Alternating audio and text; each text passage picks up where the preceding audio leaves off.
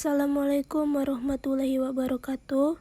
Perkenalkan, nama saya Amor Mardatila Aulia dengan dosen pengampu Dina Putri Juni Astuti MPD, mata kuliah Fonologi kelas 2B dengan NIM 2112938.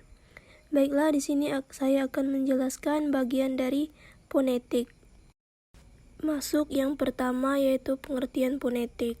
Fonetik merupakan bidang kajian ilmu pengetahuan yang menelaah bagaimana manusia menghasilkan bunyi-bunyi bahasa dalam ucaran, menelaah gelombang-gelombang bunyi bahasa yang dikeluarkan, dan bagaimana alat pendengaran manusia menerima bunyi-bunyi bahasa untuk dianalisis oleh otak manusia.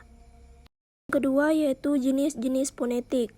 Pertama, yaitu fonetik artikulatoris, disebut juga dengan fonetik organis atau fonetik fisiologis, meneliti bagaimana bunyi-bunyi bahasa itu diproduksi oleh alat ucap manusia. Pembahasannya antara lain meliputi masalah alat-alat ucap yang digunakan dalam memproduksi bunyi bahasa itu, mekanisme arus udara yang digunakan dalam memproduksi bunyi bahasa, bagaimana bunyi bahasa itu dibuat, mengenai klasifikasi bunyi bahasa yang dihasilkan, serta apa kriteria yang digunakan, mengenai silabel, dan ada juga yang mengenai unsur-unsur atau ciri-ciri suprasegmental seperti tekanan, jeda, durasi, dan nada. Yang kedua, fonetik akustik, yang objeknya adalah bunyi bahasa ketika merambat di udara, antara lain membicarakan gelombang bunyi beserta frekuensi dan kecepatan ketika merambat di udara, spektrum, tekanan, dan intensitas bunyi. Juga mengenai skala desibel, resonansi akustik produksi bunyi, serta pengukuran akustik itu. Kajian fonetik akustik lebih mengarah kepada kajian fisika daripada kajian linguistik, meskipun linguistik memiliki kepentingan di dalamnya. Yang ketiga, fonetik auditori, meneliti bagaimana bunyi-bunyi bahasa itu diterima oleh telinga, sehingga bunyi-bunyi itu didengar dan dapat dipahami. Dalam hal itu tentunya pembahasan mengenai struktur dan fungsi alat dengar yang disebut telinga itu bekerja. Bagaimana mekanisme penerimaan bunyi bahasa itu sehingga bisa dipahami. Oleh karena itu, kiranya kajian fonetik auditori lebih berkenan dengan ilmu kedokteran termasuk kajian neurologi. Yang ketiga, yaitu proses pembentukan bunyi. Dalam proses pembentukan bunyi, sumber energi utamanya adalah arus udara yang mengalir ke paru-paru. Getaran-getaran itu timbul pada pita suara sebagai akibat tekanan arus udara, yang dibarengi dengan gerakan-gerakan alat ucap demikian rupa sehingga menimbulkan perbedaan atau perubahan rongga udara yang terdapat dalam mulut dan hidung. Dengan demikian, sarana utama yang berperan dalam proses pembentukan bunyi bahasa adalah arus udara, pita suara, dan alat ucap. Yang pertama, yaitu arus udara. Arus udara yang menjadi sumber energi utama pembentukan bunyi bahasa merupakan hasil kerja alat atau organ tubuh yang dikendalikan oleh otot-otot tertentu atas perintah saraf-saraf otak. Dengan demikian, arus udara diciptakan atas perintah saraf-saraf otak tertentu, apakah arus udara menuju keluar dari paru-paru atau arus udara ke dalam atau menuju paru-paru. Yang kedua, pita suara. Pita suara merupakan sumber bunyi. Ia bergetar atau digetarkan oleh udara yang keluar atau masuk paru-paru. Pita suara terletak dalam kerongkongan dalam posisi mendapar dari muka ke belakang. Bergetarnya pita suara dengan cara membuka dan menutup lubang pada saat pita suara itu membuka disebut glotis. Membukanya dari muka menuju ke belakang, kadang-kadang membukanya tidak sampai ke belakang betul. Menutupnya pun mulai dari muka, selain dari getaran penuh dari muka ke belakang. Ada getaran kecil yang sepanjangnya setengah, seperempat, dan seterusnya dari panjang pita suara, dan bergetarnya secara serempak. Satu kali membuka menutupnya pita suara disebut satu gelombang.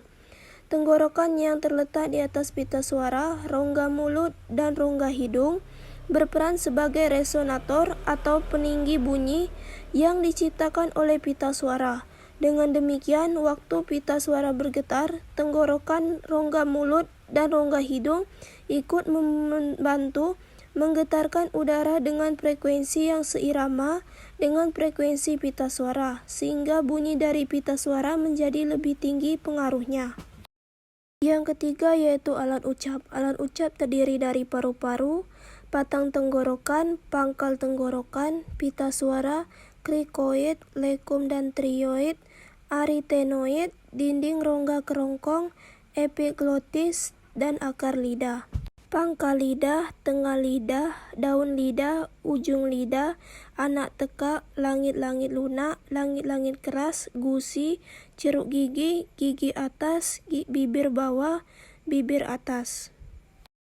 Yang keempat yaitu jenis-jenis bunyi bahasa. Yang pertama, bunyi vokal, konsonan dan semivokal. Yang kedua, bunyi oral dan bunyi nasal. Yang ketiga, bunyi bersuara dan bunyi tak bersuara. Yang keempat, bunyi keras dan bunyi lunak. Yang kelima, bunyi panjang dan bunyi pendek. Yang keenam, bunyi tunggal dan bunyi rangkap. Yang ketujuh, bunyi nyaring dan tak nyaring. Yang kedelapan, bunyi agresif dan ingresif. Yang kesembilan, bunyi segmental dan bunyi suprasegmental. Yang kesepuluh, bunyi utama dan sertaan. Yang kelima, mekanisme artikulasi. Yang pertama yaitu bunyi bilabial, yaitu bunyi yang dihasilkan oleh keterlibatan bibir atau labium bawah dan bibir atas, misalnya bunyi P, B, M, dan W. Yang kedua, bunyi labiodental, yaitu bunyi yang dihasilkan oleh keterlibatan bibir bawah dan gigi atas, misalnya F dan P. Yang ketiga, bunyi aficodental, yaitu bunyi yang dihasilkan oleh keterlibatan ujung lidah dan gigi atas. Yang keempat yaitu bunyi apikal alveolar, yaitu bunyi yang dihasilkan oleh keterlibatan ujung lidah dan gusi atas.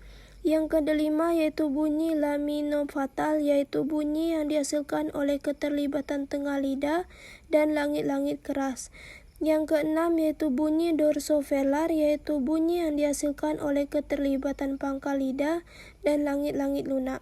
Yang ketujuh, bunyi dorsouvular, yaitu bunyi yang dihasilkan oleh keterlibatan pangkal lidah dan anak tekak. Yang kedelapan, bunyi laringal, yaitu bunyi yang dihasilkan oleh keterlibatan tenggorokan. Yang kesembilan, bunyi glotal, yaitu bunyi yang dihasilkan oleh keterlibatan lubang atau celah pada pita suara. Pita suara ini memiliki dua bunyi, yaitu bunyi mati atau bunyi tak bersuara, yaitu bunyi yang dihasilkan dengan pita suara tidak melakukan gerakan membuka menutup sehingga getarannya tidak signifikan. Misalnya bunyi K, P, T, S, C, dan F. Yang kedua, bunyi hidup atau bunyi bersuara, yaitu bunyi yang dihasilkan dengan pita suara melakukan gerakan membuka dan menutup secara sehingga bergetar secara signifikan. Misalnya bunyi G, B, D, Z, V, J, X, H. Yang ketujuh yaitu cara gangguan. Yang pertama, bunyi stop atau hambat, yaitu bunyi yang dihasilkan dengan cara arus udara ditutup rapat sehingga udara berhenti seketika, lalu dilepaskan kembali secara tiba-tiba. Tahap pertama yaitu penutup atau disebut implosif atau stop implosif. Tahap kedua, pelepasan disebut eksplosif atau stop eksplosif. Misalnya P pada ataf disebut bunyi stop implosif, P pada paku disebut bunyi stop eksplosif. Contoh bunyi stop yang lain B, T, D, K, G. Dua yaitu bunyi kontinum atau alir, yaitu bunyi yang dihasilkan dengan cara arus udara tidak ditutup secara total sehingga arus udara tetap mengalir. Berarti bunyi-bunyi selain bunyi stop merupakan bunyi kontinum, yaitu bunyi afrikatif, frikatif, trill, dan lateral. Yang ketiga, bunyi afrikatif atau paduan, yaitu bunyi yang dihasilkan dengan cara arus udara ditutup rapat tetapi kemudian dilepas secara berangsur-angsur, misalnya C dan J. Yang keempat yaitu bunyi frikatif atau geser, yaitu bunyi yang dihasilkan dengan cara arus udara dihambat sedemikian rupa sehingga udara tetap dapat keluar, misalnya F, V, S, Z, S, X, dan H. Yang kelima yaitu bunyi trill atau getar, yaitu bunyi yang dihasilkan dengan cara arus udara ditutup dan dibuka berulang-ulang secara cepat, misalnya R dan R. Yang keenam yaitu bunyi lateral atau samping, yaitu bunyi yang dihasilkan dengan cara arus udara ditutup sedemikian rupa sehingga udara masih bisa keluar melalui salah satu atau kedua sisinya, misalnya I besar pada 5. Terakhir yaitu bunyi nasal atau hidung, yaitu bunyi yang dihasilkan dengan cara arus udara yang lewat rongga mulut ditutup rapat, tetapi arus udara dialirkan rongga hidung, misalnya M, N kecil, dan N. 8 yaitu tinggi rendahnya lidah.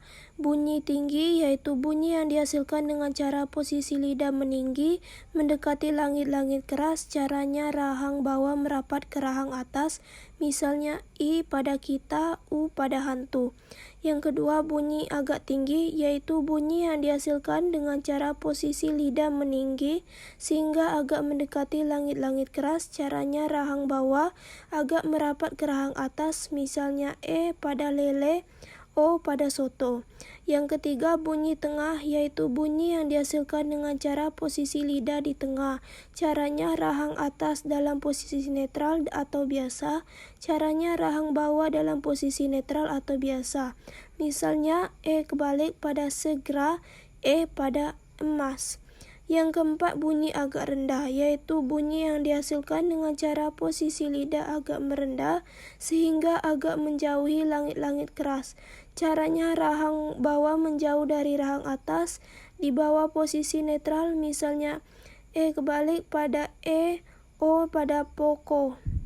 Yang terakhir bunyi rendah, yaitu bunyi yang dihasilkan dengan cara posisi lidah merendah sehingga menjauh dari langit-langit keras, caranya rahang bawah diturunkan sejauh-jauhnya dari rahang atas. Yang kesembilan yaitu maju mundurnya lidah. Yang pertama bunyi depan, yaitu bunyi yang dihasilkan dengan cara bagian depan lidah dinaikkan, misalnya I kecil, E besar, A. Yang kedua bunyi pusat, yaitu bunyi yang dihasilkan dengan cara lidah merata, tidak ada bagian lidah yang dinaikkan, misalnya E kebalik. Yang ketiga bunyi belakang, yaitu bunyi yang dihasilkan dengan cara bagian belakang lidah dinaikkan, misalnya U kecil, U besar, O kecil, O besar, dan A. Yang ke-10 bentuk bibir. Bentuk bibir dilihat dari bentuk bibir ketika bunyi diucapkan. Bunyi dapat dikelompokkan menjadi dua, yaitu bunyi bulat dan bunyi tidak bulat. Yang pertama itu bunyi bulat, yaitu bunyi yang dihasilkan dengan cara posisi bibir berbentuk bulat. Yang kedua bunyi tidak bulat, yaitu bunyi yang dihasilkan dengan cara posisi bibir merata atau tidak bulat.